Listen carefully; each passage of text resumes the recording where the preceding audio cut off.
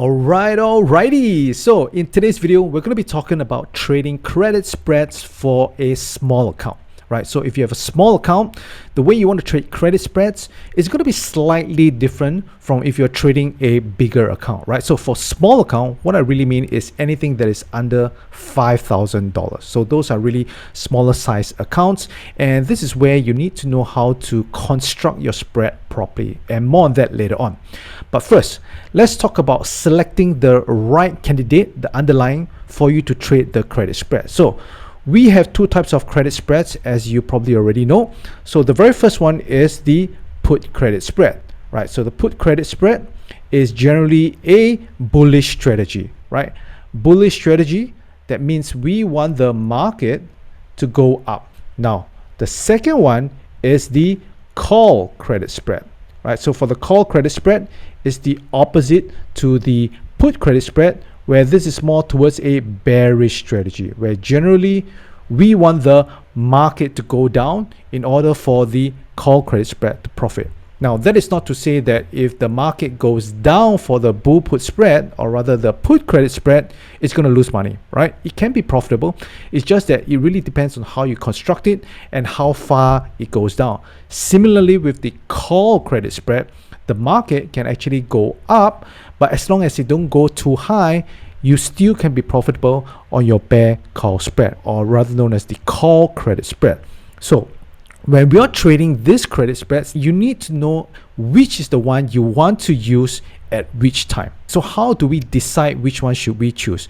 And the way that we decide really comes down to trading in the direction of the market, right? So down here, as you can see, this underlying is of Amazon, and the time frame that I like to look at is the daily time frame, right? Because we are not scalping, we are not day trading, right? If you want to do that, that won't be for options. Now, I'd like you to tell me, based on looking at this chart down here, generally is the market going up or is it going down? Now, obviously, it's going up, right? As you can see down here, the market is forming wave patterns. That's what you call higher highs and higher lows. The market is basically progressively going higher, right? Forming these higher highs and these higher lows, right? So if you see in the chart, higher lows, higher highs, right? So all this is signs that the market is going up, right? Just from your eyes alone, you can see the market is going up. So if the market is generally going up, the direction is towards the upside, should you be trading more the call credit spread or the put credit spread? So obviously you want to trade the put credit spread because the market is going up. You want to trade with the trend. Now, of course, there's always the saying of the trend is your friend until it ends. Now, of course, that's possible, but for the most part, at least you have an odd in your favor when you're trading in the direction of the trend, right? As you can see, every time it comes down, it goes up again, comes down, goes up, comes down, goes up again, and it goes higher each time. So the put credit spread for when the market is trending up. Now, let's take a look at the next underlying. So this next underlying down here, Microsoft, does it look like it's going up or going down? Right? Generally, the market direction is up. So again, we only want to look for put credit spread trade. Now, same thing. Let's take a look at the next underlying. Google. As you can see, Google, same thing, going up. So for these three stocks, I'd be more inclined to put on the put credit spread as opposed to the call credit spread. Now, what about the next stock, which is Nike? Take a look at Nike down here. Does it look like it's going up or it's going down, right, towards the right hand side, right? Initially it was going up, and then the trend kind of changed, and then now it's going down. So now that I see the latest current prices down here, I'd be more inclined to put on the call credit spread. Now, that is not to say I'm going to put it on immediately. We need to find the right setup for it. Now let's take a look at another one. Next one is Starbucks. Again, does it look like the direction is going up or down? So it's going down. So for Starbucks, I'll be more inclined to put on the call credit spread. Now, what about GME? Right, GME has been in the news lately. You can see that the market seems to be going all over the place, right, like this. And towards the end right now, it's very quiet, right? It's like almost dead. Not sure whether is it going to go up or down. So in this case, is there any clear direction in the market? Well, there's no clear direction in the market. So in this case, I generally would just stay out of GME. Now I know there are a number of people that want to speculate on GME because thinking, hey, if this roaring kitty was to tweet, the market is going to shoot up. They want to play it to the upside. That's fine, right? But for the most part, if you take a look at underlyings or stocks like this, it's going nowhere, then generally I would want to avoid this because there are other better candidates for you to put on the credit spreads where the direction of the trend is clearer.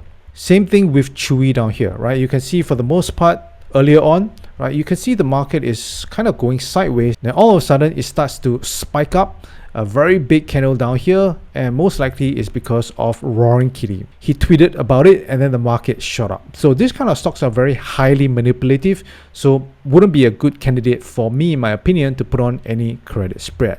So now that we know that we want to trade in the direction of the market, what's the next thing that we want to look out for? Well, the next thing we want to look out for is for overbought and oversold condition. Right, so this is something that I talk about quite a bit in a number of my videos.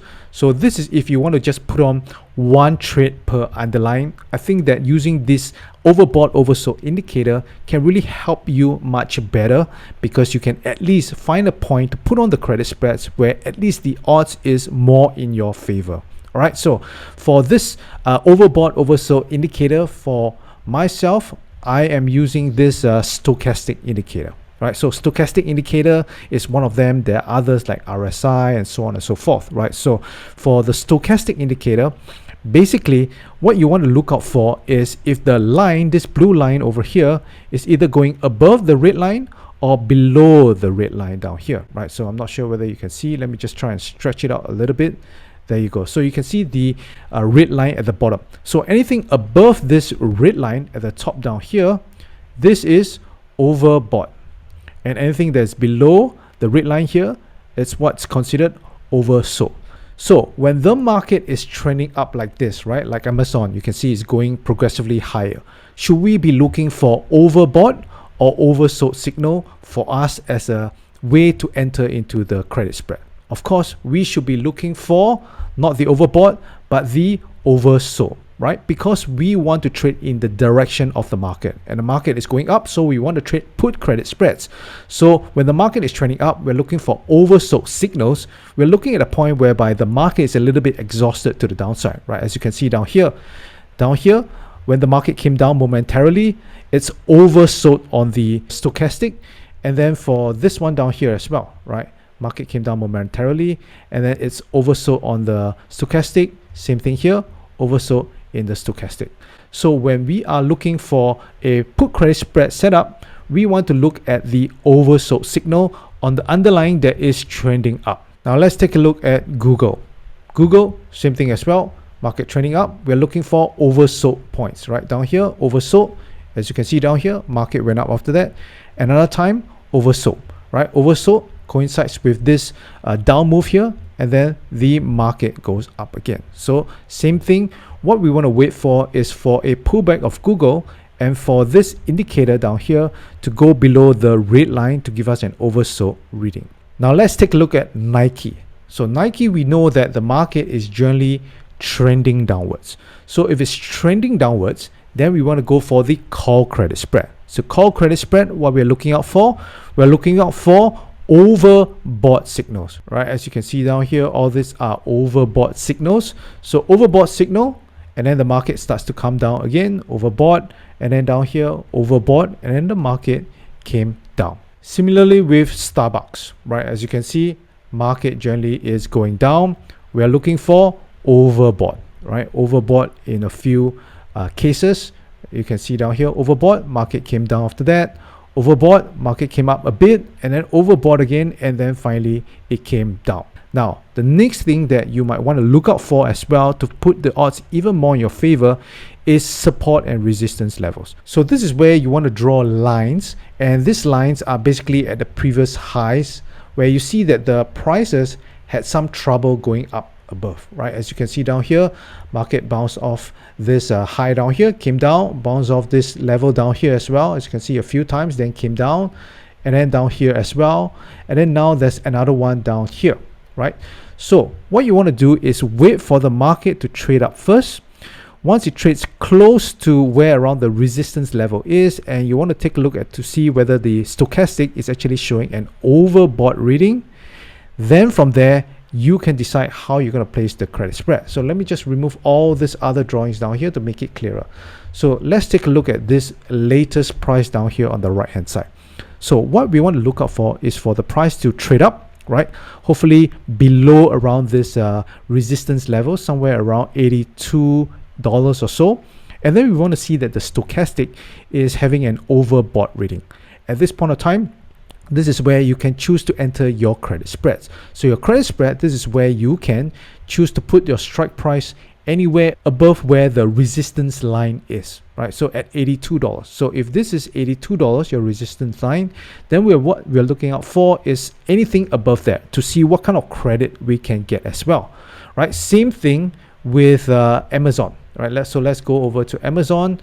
And Amazon right now is at around 199.29. So same thing, we want to draw possible support areas, right? Support areas like this. So these are a few support areas. So what you want to wait for is for the market to trade down. Now trade down to a point whereby the stochastic is showing an oversold reading. And then at a point of time, you want to place your put credit spread below this support level. So if the support level is at 175 or somewhere around 168, you want to place below that, right? You want to see what kind of credit you can get on the option chain. So generally, if you want to be safe, you can put your put credit spread below all this, right? Now at this point of time, of course, you're not going to get any credit because it's so far away, right? This is very far out of the money. You want to wait for the market to go much lower, and then you look at your option chain and see whether you can construct one that gives you a decent credit.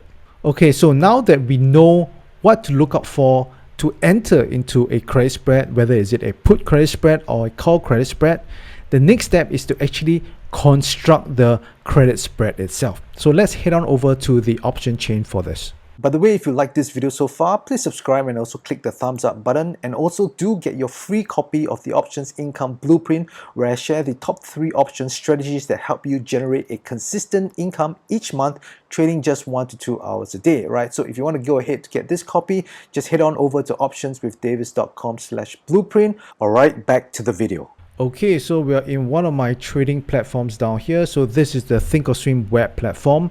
So your option chain should pretty much look the same as mine, regardless which broker you're going for. So for this, we're going to use the example of Palantir. And as of this recording, Palantir is almost $28. So this is considered a lower price stock compared to maybe some of the underlyings that most people trade. For example, SPY, right? SPY right now is over $500. And I want to do a comparison between both of them. And the reason is because a lot of beginners, when they start trading credit spreads, and if you have a very small account, they tend to go for the spread width that is very small, right? Let's say, for example, if you were to craft a put credit spread, right? Many people may craft one that is $3 wide, or even $2 wide, or even $1 wide, right? Because they think that, hey, if I put on a put credit spread with a small width, then my risk is very small. So let's take a look at the P&L graph down here. So you can see the P&L graph down here of a $2 wide credit spread. The max risk is basically $200 minus of whatever credit you receive. So as you can see on the left hand side down here, it shows that the risk of this trade is $125, right? So this is a $2 wide spread. So most likely the credit is $75. So as you can see, there we go. The credit is $75, which means that is the max profit. So this is the reason why a lot of beginners or those with very small account like to go with very tight spread, thinking that they risk very little. Now, the problem with this is that if you go for a tight spread, you need to go for the right price underlying, right? So the Tasty Trade team have actually came up with a study, a very in-depth study to compare wide spreads, right? Like for example, $5 wide and $10 wide spread compared to very tight spreads like $1 or $2, right? So the strategies they test on would be like iron condor and credit spreads. And what they found out is that over the long term, those with very tight spreads, right, tight wings as they call it, with the iron condor, $1 wide kind of spread, you will find that the results, the performance is going to be much worse than if you were to trade the wider spreads like $5 wide or $10 wide. And why is this so? Well, the reason is because when you have a wider spread, generally your probability of win is actually higher, right? Slightly higher. At the same time, the market does have to move quite a bit for you to lose the max loss, right? So for example, if I were to compare a $1 wide spread to a $5 wide spread, so what are the chances of the market going to go past this $25 compared to a 5-point wide spread? So the 5-point wide spread, let's say for example, let's go for the $21 one. So we're comparing two, right? 25 and 26 and 21 and 26. So it's actually harder for the market to go past the $21 as opposed to the $25. So that is why the spread is actually helping you when you have a wider spread. So many people like to go for $1 wide and then they times 5 of this contract. So they think that they get higher premium. They do, but they don't realize it's actually easier for the market to give you a max loss. And how do you tell what's the probability of getting a max loss at expiration, right? Let's just talk about expiration. And you do that by pulling up this column down here called the probability of in the money. So if you were to see down here a $1 wide spread, for you to lose the max loss at expiration is about 33.97%. Whereas for a $21 strike, the chances of you losing the max loss on this trade is only 14.95% at expiration. As you can see, the probability is cut by more than half. So that is why with a tighter spread, you're actually going to lose more of the time, and Tasty Trade actually found that in their studies.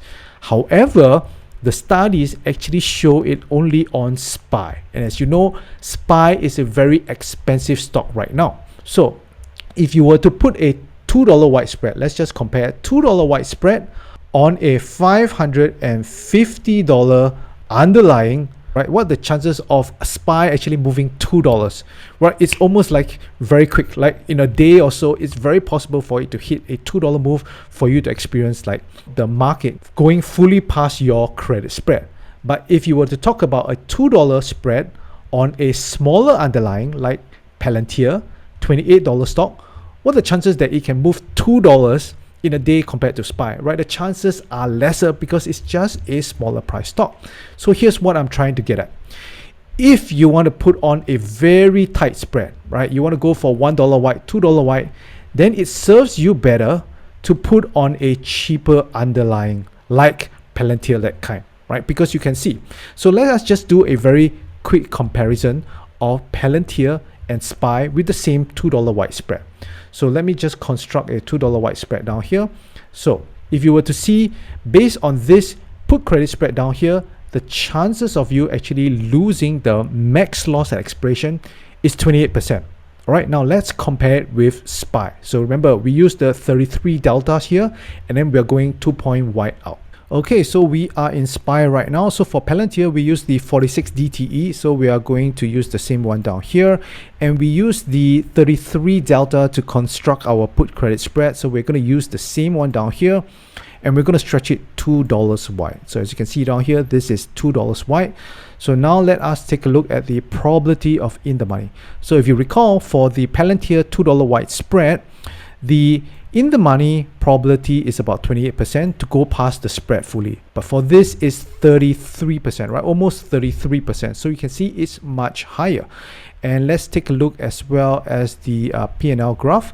So you can see for this P&L graph down here, you actually lose more as well, right? Mainly also because Palantir is slightly higher volatility compared to SPY. So down here, SPY 147 to make $53. So if you're trading a small account, then I would suggest to avoid those very high price stocks, right?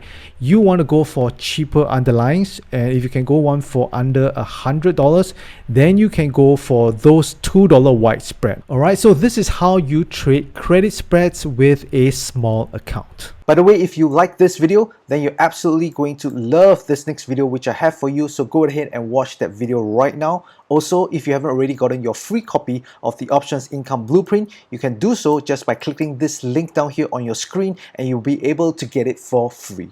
All right, I will see you in the next video.